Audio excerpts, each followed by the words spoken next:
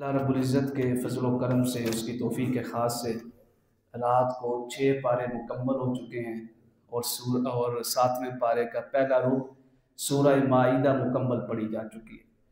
سورہ نساء کی کچھ آیات باقی تھیں۔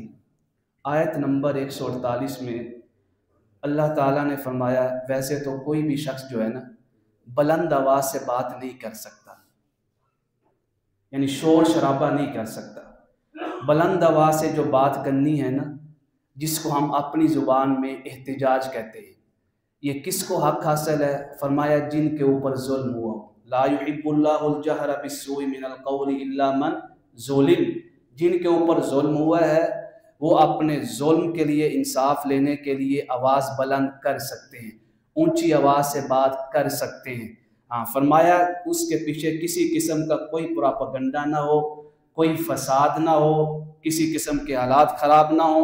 اللہ تعالیٰ وکان اللہ سمیعا علیما، ہر شے کو سننے والا بھی ہے اور جاننے والا بھی ہے۔ سورہ نساء کی آیت نمبر 153 سے 162 تک اگر یہودیت کی پوری تاریخ پڑھنی ہو نا، یہودیت کی یہ آیات ہے 153 سے لے کر 162 تک، یہ چھٹے پارے کا دوسرا رکوع ہے۔ یہودیت کی پوری تاریخ قرآن پاک نے ایک ہی رکوع میں بیان کر دی۔ اس رکوع کے اندر ساری باتیں بڑی اہم ہیں۔ ایک خاص بات جس کا تعلق ہمارے ساتھ آج کے دور میں بہت زیادہ ہے، یہودیوں نے یہ کہنا شروع کر دیا کہ حلال چیز کے اوپر چلنا ہمارے لیے ممکن نہیں ہے، حلال کمانا ہمارے لیے ممکن نہیں ہے، حلال کاروبار کرنا یا حلال آمدنی سے اتنا کچھ لے لینا ہمارے لیے ممکن نہیں۔ ہمارے معاشرے میں سیم یہی بات ہو رہی ہے۔ تھوڑی سی بات کرتے ہیں حلال کی، کہتے ہیں ممکن نہیں ہے۔ کیوں ممکن نہیں ہوئی؟ وجہ کیا بنی؟ اس کائنات کی، انسانیت کی بنیاد تو حلال تھی، پھر وہ کیا وجہ بنی کہ انسانیت حلال کو اپنانے سے ہی جو ہے امپوسیبل نظر آ رہی، ناممکن نظر آ رہی؟ فرمایا 3 چیزوں کی وجہ سے ہم نے یہودیت کو حلال سے معروم کر دیا تھا۔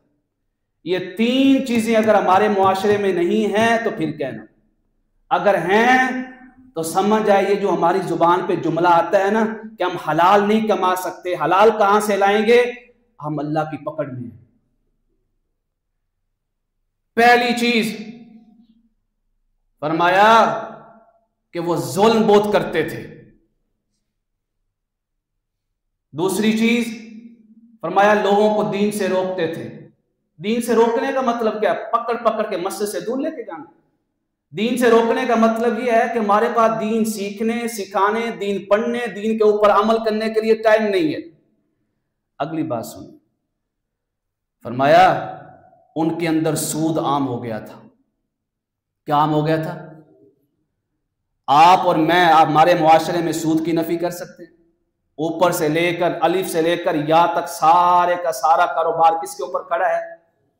اس سود کے اوپر ہے جس کے بارے میں سورہ بقرہ میں اللہ نے فرمایا اگر باز نہیں آئے ہوئے فَأَذَنُوا بِحَرْبٍ مِّنَ اللَّهِ وَرَسُولِهِ، پھر ہم اعلان کرتے ہیں آ جاؤ، اللہ اس کے رسول کے مقابلے میں کھڑے ہو جاؤ، اعلان جنگ کرتے ہیں آپ کے ساتھ۔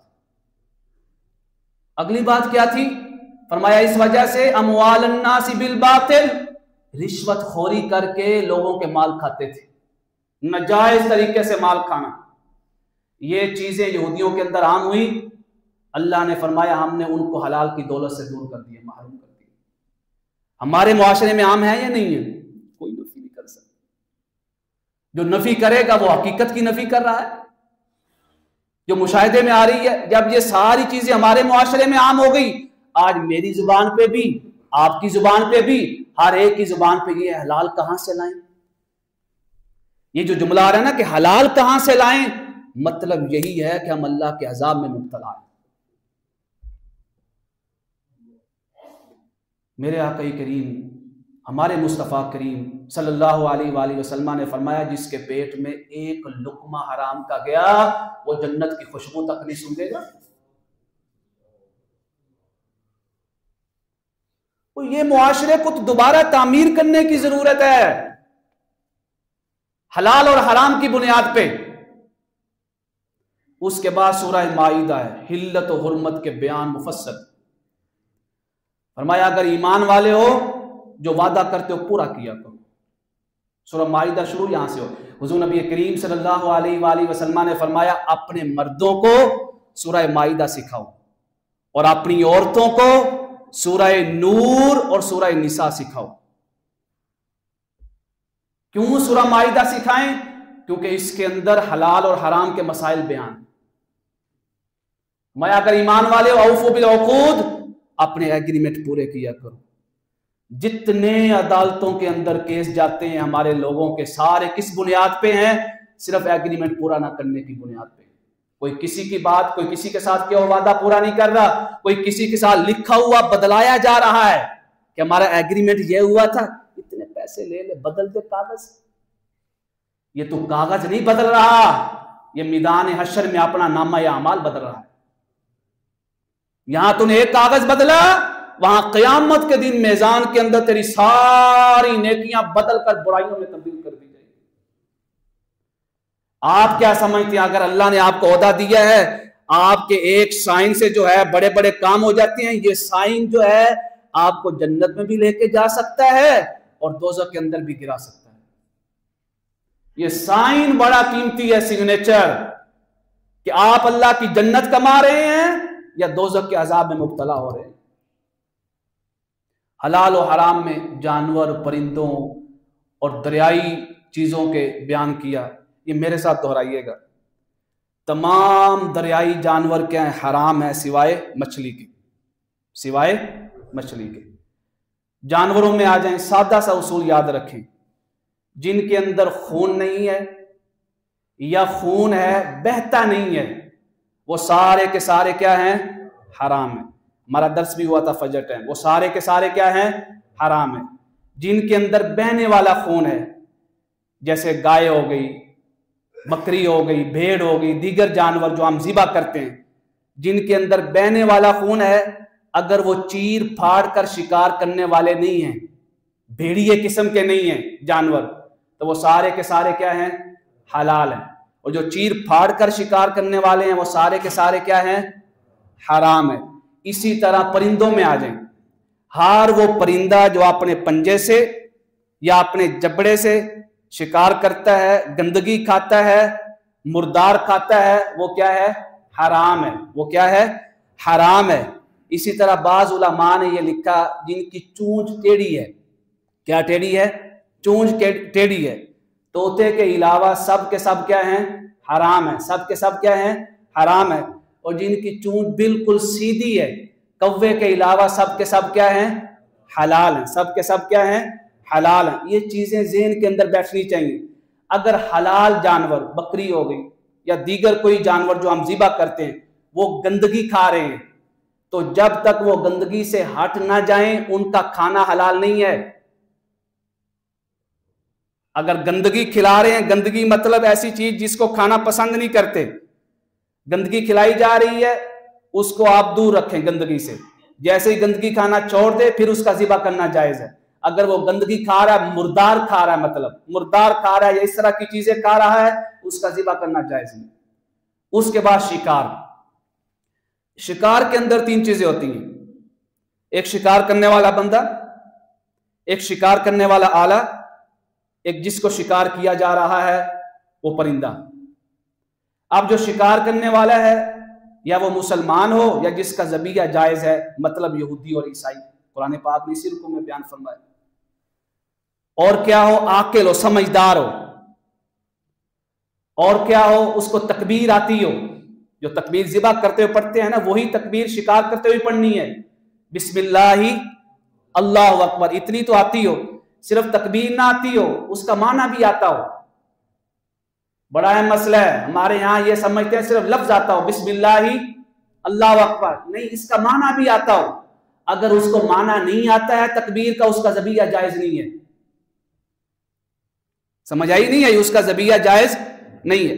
अब जिसको आपने शिकार करने के लिए जिस जानवर को इस्तेमाल करना है, या वो जानवर होगा जैसे कुत्ता वगैरह है, या वो परिंदा होगा, या वो मदूक वगैरह होगी, हर वो शय जो नोकदार है, जो शिकार को जख्म लगाए, صرف ایسے نہ مارے جس کا گلا گھونٹا گیا ہو، نہیں، زخم لگائے.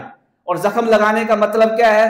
خون وغیرہ نظر آئے تو ان سے شکار کرنا جائز ہے، لیکن قرآن پاک نے شرط یہ لگائی ہے تعلمونہن، تم ان کو ٹریننگ دو. پہلے ٹریننگ کے بغیر کوئی بھی شکاری پرندہ یا کوئی بھی شکاری جانور یا بندوق وغیرہ جو ہے شکار کرتی ہے یا کچھ بھی کرواتے ہیں شکار، تو فرمایا وہ جائز نہیں اگر ٹریننگ نہیں ہے. تو ٹریننگ کا پتہ کیسے چلے گا؟ فرمایا شکاری کتے کو چھوڑو، وہ تمہارے کہنے پہ چلے اور تمہارے کہنے پہ رک جائے. جب تمہارے کہنے پہ چلے اور تمہارے کہنے پہ رک جائے تو سمجھ جاؤ کہ وہ ٹرین ہے. اگر وہ تمہارے کہنے پہ نہیں رک رہا ہے تو اس کا شکار جائز نہیں ہے. اگلا اصول کیا ہے؟ جب بھی گولی جو ہے آپ نے لگانی ہے نشانے پہ، بندوق سے نکالنی ہے، یا کتے کو چھوڑنا ہے شکار کے لیے، یا کسی پرندے کو آپ نے رکھا ہوا ہے شکار کے لیے اس کو چھوڑنا ہے، تو فرمایا این چھوڑتے ہوئے بسم اللہ اللہ اکبر پڑھنی.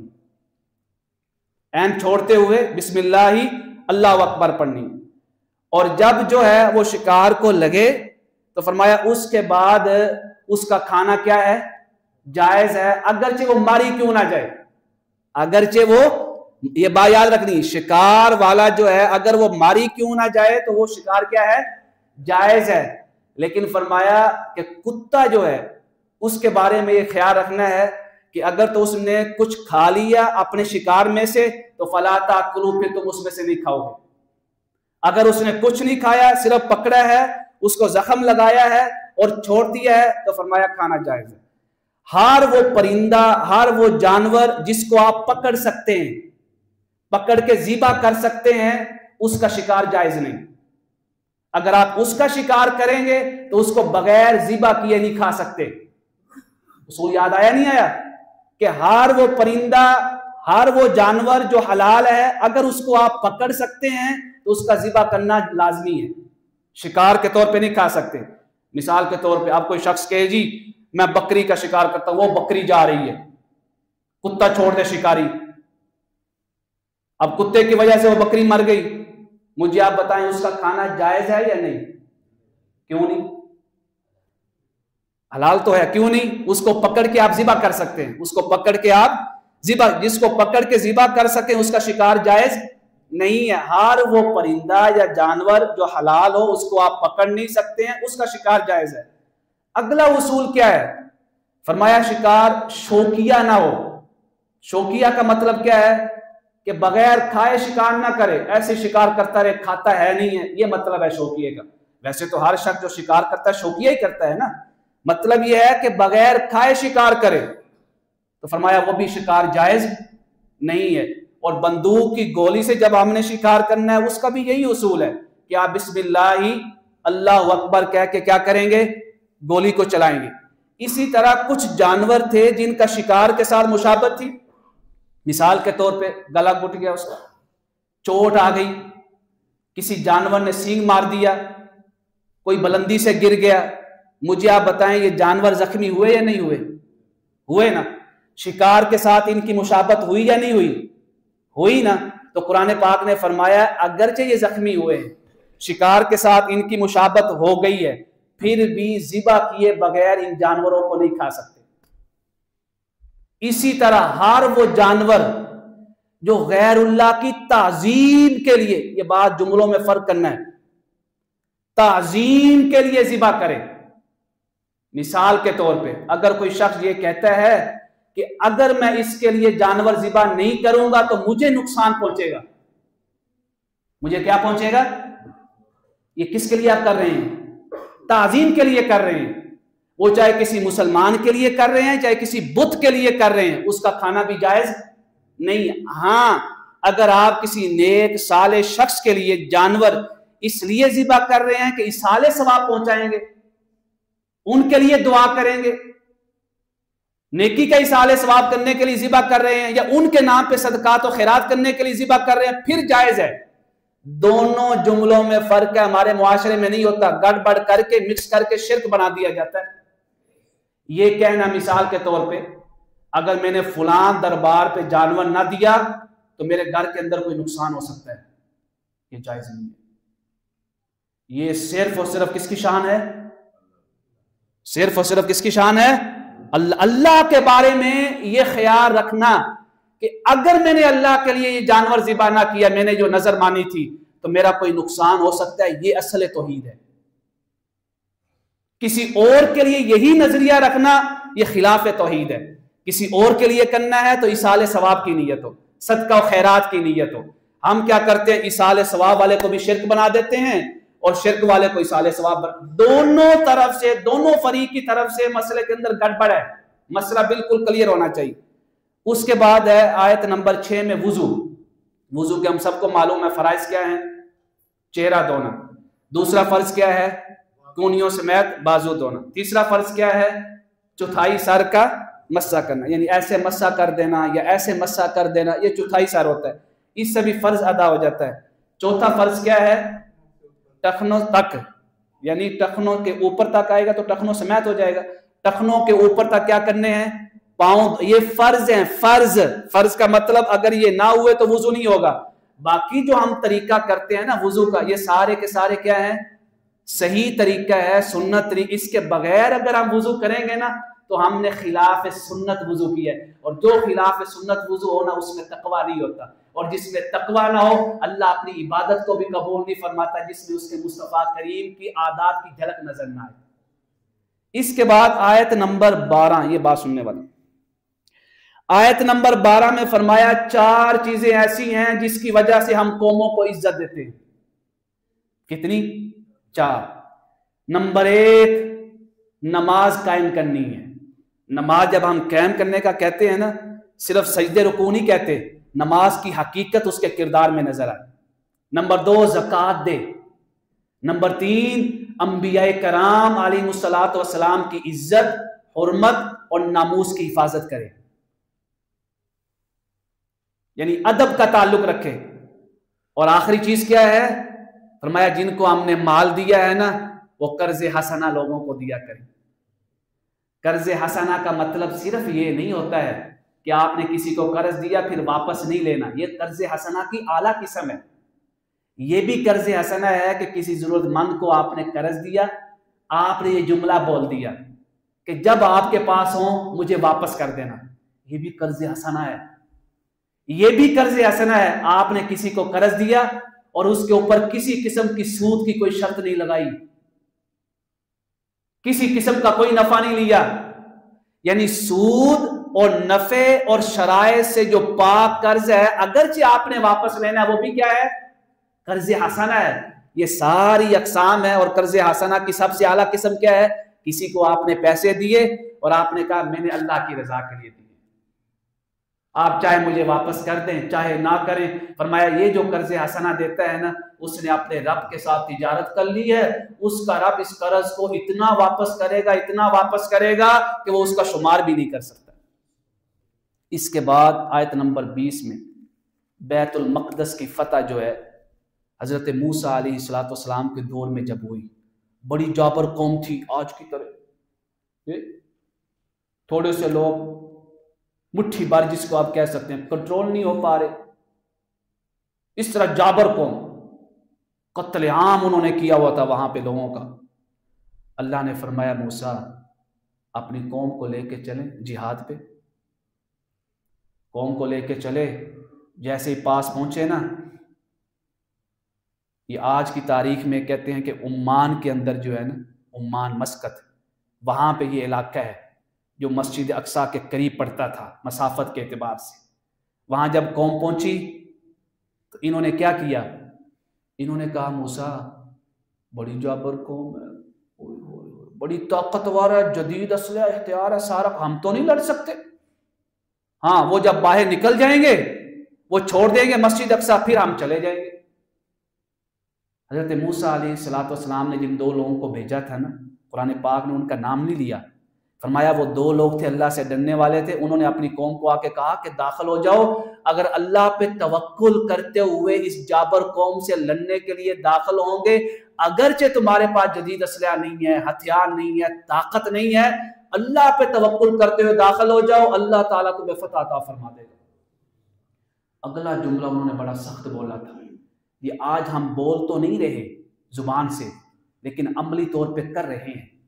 جملہ سنیے گا، انہوں نے کہا موسیٰ ہم تو ہرگز نہیں جائیں گے، تو جا اور تیرا رب جائے۔ تو جا، انہوں نے نام لیا، یا موسیٰ ہم نہیں جائیں گے، فاذهب انت وربک، تو جا اور تیرا رب جائے، ہم کیوں جائیں؟ فقاتلا، تم جا کے لڑو۔ جملہ دیکھیے گا، انا ہاہنا قاعدون، ہم یہاں بیٹھے، ہم انتظار کریں گے۔ ہم یہ جملہ بول نہیں رہے، لیکن کر عین ایسے ہی رہے کہ تم لڑو، جب تم فلسطین کو فتح کر لو گے ہم بھی وہاں زیارت کے لیے آ جائیں گے مسجد اقصی۔ ہم رہ گئے زیارتوں کے لیے، ہم کس کے لیے رہ گئے؟ زیارتوں کے لیے، اور ہمارے پاس کچھ نہیں ہے، نہ حوصلہ نہ جگر، بس زیارت ہو، فلاں جگہ زیارت ہونی ہے، فلاں جگہ جانا ہے، سارے چلے جائیں گے۔ اگر کہا جائے اسی زیارت کے اوپر یہ چیز ہو رہی یا روکو، بڑے طاقتور لوگ ہیں، ان یہودیوں سے کون لڑے، پوری معیشت کو کنٹرول کر رہے ہیں۔ اللہ نے پتہ کیا سزا دی؟ 29 میل کا سفر تھا اس گراؤنڈ کا، یعنی 29 میل تک وہ گراؤنڈ تھا، صحرا تھا، 40 سال تک وہ چلتے رہے، 40 سال تک وہ 29 میل کا گراؤنڈ کا جو سفر تھا وہ طے تک نہ ہوا۔ امت مسلمہ 1000 سال سے اپنی بقا کی جنگ لڑ رہی ہے، ابھی تک اس کو اپنی بقا کی جنگ میں کامیابی نہیں ملی۔ کیوں؟ فرمایا وہ 40 سال تک 29 میل کی مسافت طے اس لیے نہیں کر پائے کہ وہ یہ کہتے تھے موسیٰ تو اور تیرا رب ہی لڑے، ہم نہیں لڑتے ہیں، تم بھی یہی کہتے ہو۔ اس کے بعد ہے آیت نمبر 27، برداشت۔ اللہ، برداشت کا واقعہ اگر آپ نے پڑھنا ہے نا تو آیت نمبر 27 پڑھیں، حابیل اور قابیل۔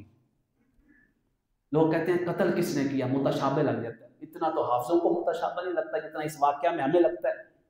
حابیل اور قابیل کے قاتل کون تھا؟ جس کے نام میں قاف آتا ہے وہ کیا ہے؟ قاتل۔ جس کے نام میں قاف آتا ہے وہ قاتل۔ اب یہ واقعہ برداشت کا سنیے گا۔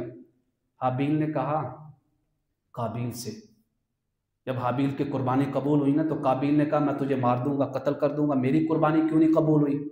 برداشت دیکھیں، برداشت، اللہ کا خوف۔ حابیل نے کہا اگر تو اپنا ہاتھ بھی بڑھائے گا نا مجھے قتل کرنے کے لیے تو میں تجھے قتل کرنے کے لیے اپنا ہاتھ نہیں بڑھاؤں گا۔ یہاں تھوڑی سی بات ہوتی ہے، پسٹل دے، میں نے پسٹل دے، آج میں انہوں پوچھ لگا، یہ مسلمان نہیں ہے، اب پسٹل کٹ اتھو، یہ جرت کس طرح ہوئی؟ حابیل نے تو نہیں کہا کہ تو مجھے مارے گا پھر مجھے بھی اپنے دفاع میں تجھے مارنا جائز ہے۔ یہاں چھوٹی چھوٹی باتوں پہ آپ پڑھیں واقعات، یہ آپ کے اپنے بلاغ میں پڑھیں، چھوٹے چھوٹے واقعات پہ پسٹل نکلے ہوئے فائرنگ ہو رہی ہوتی ہے۔ کیوں جی حابیل تو کیوں نہیں نکالے گا، تو قتل کیوں نہیں کرے گا؟ اس لیے اللہ اخاف اللہ رب العالمین، مجھے اپنے رب سے بڑا ڈر لگتا ہے، بڑا ڈر لگتا ہے۔ اس کے بعد کیا ہے؟ فرمایا فسادیوں کی سزا کیا ہے؟ آیت نمبر 33 میں معروف ہے، بار بار آپ سنتے ہیں۔ فرمایا جو زمین پہ فساد کرے اس کو قتل کرو، سرعام اس کو پھانسی دو، اور فرمایا اس کے ہاتھ اور پاؤں جو ہے اپوزٹ ڈائریکشن میں مخالف جیسے کاٹ دو اور تپتی ہوئی صحرا پہ پھینک دو، پانی بھی مانگے تو پانی نہیں دینا ہے۔ جب اتنی سخت سزا دو گے کسی فسادی کو اور کسی ریپ کرنے والے کو اور کسی کی عزت کو لوٹنے والے کو، جرت نہیں ہوگی کسی کی بچی کی طرف آنکھ بھی اٹھا کر دیکھ جائے، کسی کے گھر کے اندر گھسنے کی بھی جرت کر سکے، ڈکیتیاں کر سکے، لوٹ مار کر سکے۔ کوئی کچے کے ڈاکو، کوئی پکے کے ڈاکو کوئی پیدا نہیں ہو سکتے اگر یہ سزائیں نافذ ہو جائے۔ اس کے بعد فرمایا وسیلہ، یہ مسئلہ سمجھنا، آیت نمبر 35 میں کیا ہے؟ وسیلہ۔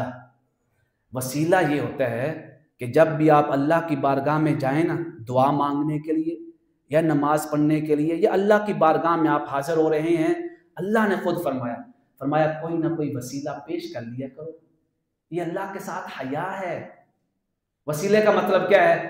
آپ دعا مانگنا چاہتے ہیں، آپ نے دعا مانگنے سے پہلے کسی کی مدد کر دی، یہ بھی وسیلہ ہے۔ آپ نے کسی کی مدد کی، اس کے بعد آئے یا اللہ میں نے جو فلاں کی مدد کی ہے نا، اس عمل کے صدقے میری فلاں مشکل حل کر دے، یہ وسیلہ ہے، یہ بھی وسیلہ ہے۔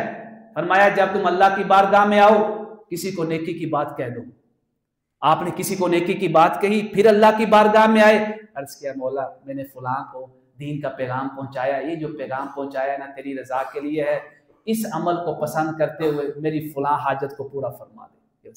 तीसरा वसीला क्या है? अंबिया कराम अंबिया कराम, औलिया कराम, नेक और साले लोगों का, और सबसे आला वसीला, इसके ऊपर पूरी उम्मत मुत्तफिक है बगैर मसलक की तफरीक के, अगरचे वो बयान ना करते हो लेकिन किताबों के अंदर मौजूद है, सारी उम्मत मुत्तफिक है। सबसे बड़ा वसीला ये है, या अल्लाह मोहब्बत मुस्तफ़ा के सदके मेरी इस दुआ को कबूल फरमा। सबसे आला वसीला मोहब्बत मुस्तफ़ा। मोहब्बत क्या है? अमल है ना, और ये सबसे आला अमल है हुजूर नबी करीम अलैहिस्सलाम से मोहब्बत रखना। इसी तरह जब आप कहते हैं फुलां के सदके, ये जो आप फुलां के सदके कह रहे हैं ये भी असल में अमल ही का वसीला है। क्यों? जब आपने कहा फुलां के सदके, क्यों कहा? कि अल्लाह उनसे प्यार करता है। या अगर नहीं भी पता अल्लाह के बारे में, कोई कह सकता आपको कैसे पता चला कि अल्लाह उनसे प्यार करता है? तो आप ये तो कह सकते हैं ना कि उस शख्स ने अपनी जिंदगी अल्लाह के अहकाम के मुताबिक गुजारी है, तो आप जो उसका वसीला दे रहे हैं असल में उसके अमल का वसीला दे रहे हैं, तो ये वसीला भी जायज है। ये डायरेक्ट बराह रास्त किसी के बारे में ये कहना, ये अल्लाह का हक नहीं है, अल्लाह के हक के खिलाफ है। ये कहना कि फुला तू मुझे दे दे, मेरे ऊपर करम कर दे, ना ना, ये अल्लाह की शान है। ये अल्लाह के हुजूर जब हम हाजिर होते हैं, या अल्लाह करम कर दे, या अल्लाह अता फरमा दे, या अल्लाह दे दे, ये अल्लाह की शान। और अल्लाह की शान अल्लाह ही के लिए होनी चाहिए, किसी और के लिए नहीं होनी। किसी और के लिए है तो वसीला दे, सदका फलां सदका फलां, अगर वसीला देना चाहते हैं, लेकिन ये फर्ज या वाजिब नहीं है। कुरान पाक में कई दुआएं अंबिया, बाद लोग ये कहते हैं अंबिया ने तो वसीला नहीं दिया। मुझे आप बताएं अंबिया को वसीला देने की जरूरत थी? बताएं।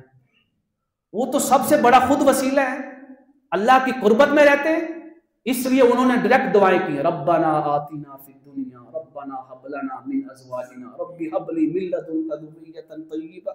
लिहाजा वसीले का तसव्वुर बिल्कुल क्लियर होना चाहिए। हुजूर नबी करीम अलैहिस्सलाम का वसीला देना शिर्क नहीं है। सुनन तिरमिज़ी शरीफ की हदीस पाक है, एक नबीना शख्स आया, अर्ज़ किया या रसूलल्लाह दुआ कर दें अल्लाह मुझे बिनाई अता फरमा दे। हुजूर ने फरमाया अगर तू चाहे तो अल्लाह की रज़ा पे खुश रहे, अगर चाहे तो मैं दुआ कर देता हूँ। उसने अर्ज़ किया या रसूलल्लाह नहीं, आप दुआ फरमा दें। आका करीम अलैहिस्सलाम ने फरमाया वुज़ू करके आ, 2 रकअत नमाज पढ़। फिर आपने उसको ये दुआ सिखाई, अल्लाहुम्मा इन्नी अतवस्सलु इलैका बिनबिय्यिका मुहम्मदिन अतवस्सलु, ए अल्लाह मैं तेरी बारगाह में मुतवज्जे हो रहा हूँ मोहम्मद मुस्तफ़ा सल्लल्लाहु अलैहि वसल्लम के वसीला जलीला से, तू मेरी दुआ को कबूल कर ले। सहाबा किराम फरमाते हैं जैसे ही उसने ये दुआ मांगी अल्लाह ने उसकी आंखों की रोशनी अता फरमा दी। तो वसीले को शिर्क कहना ये जहालत है, लाइल्मी है। इसके बाद जो है आयत नंबर 83 में कुरान से मोहब्बत है। फरमाया जब कुरान पढ़ो ना तो रोया करो, तरा अयुनहुम तफीद, तुम्हारी आंखों से आंसू निकले। और अगर रो नहीं सकते ना, माना और मफहूम मालूम नहीं, जो रो रहा है ना उसके साथ रोना शुरू कर दो कि ये रो रहा है तो अपनी तरफ से तो नहीं रो रहा होगा। कुरान में कोई ऐसी बात आई है? फरमाया अगर उसको भी देख के रोना ना आए तो रोने वाला मुंह बना लिया करो। अल्लाह ने ऐसे लोगों की तारीफ की, फरमाया देखते नहीं हो जब वो कुरान पढ़ते और सुनते हैं, तरा अयुनहुम तफीदु मिनद दमई, उनकी आंखों से आंसू बह निकलते हैं, वो रोते हैं। आखिरी मसला जो है ये बयान हुआ है आयत नंबर 89 में, कसम का कफारा। जब आप कसम उठाते हैं ना मुस्तकबिल के लिए कि मैं अल्लाह की कसम उठाता हूँ ये काम करूँगा, एक है माजी में कसम उठाना, अल्लाह की कसम ये काम हुआ है या नहीं हुआ है। अगर तो हुआ है तो आप कसम में क्या है? सच्चे हैं। अगर नहीं हुआ तो आप कसम में क्या है? झूठे हैं। तो वो झूठे होने की सजा मिलेगी। लेकिन जो कसम पूरी करनी है वो मुस्तकबिल में उठाई जाती है। अल्लाह की कसम मैं तेरा ये काम कर दूंगा, अल्लाह की कसम मैं ये काम करूंगा। जब मुस्तकबिल की बात आ गई फरमाया अब अपनी कसमों को पूरा करो। अगर नेकी के ऊपर है, अगर बुराई के ऊपर है, ये कहना अल्लाह की कसम मैं तुझसे बात नहीं करूंगा, मैं तुझसे बात नहीं करूंगा, जाती आना की वजह से ये कसम उठानी, ये नेकी के ऊपर है या बुराई के ऊपर है? बताइए। बुराई के ऊपर है। हुजूर नबी करीम सल्लल्लाहु अलैहि वसल्लम ने फरमाया जो कसम बुराई के ऊपर उठाई जाए उसको फौरन तोड़ दो और उसका ये कफारा अदा करो। कफारा क्या है? 10 मिस्कीनों को फरमाया खाना खिलाओ। اگر کھانا نہیں کھلانا چاہتے تو کپڑے دے دو اوسط درجے کے، اور فرمایا اگر یہ بھی نہیں کر سکتے تو 3 دن مسلسل روزے رکھ لو۔ سورہ مائدہ یہاں پہ ختم ہوئی نا، مائدہ۔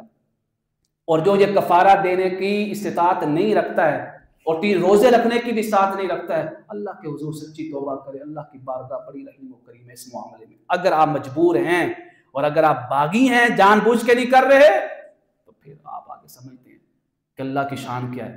آخر میں جو ختم کی، فرمایا قیامت کے دن جس کو فائدہ پہنچے گا نا، وہ سچے لوگوں کو فائدہ پہنچے گا۔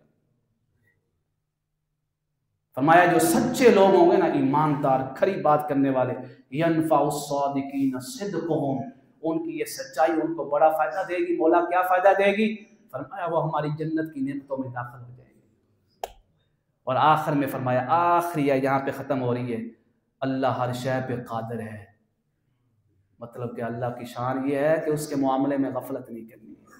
بلغ العلا بکمالہ کشف الدجی بجمالہ حسن جمیع خصالہ صلوا علیہ وآلہ وأصحابہ وسلم۔ اللہم صلی علی سیدنا مولانا محمد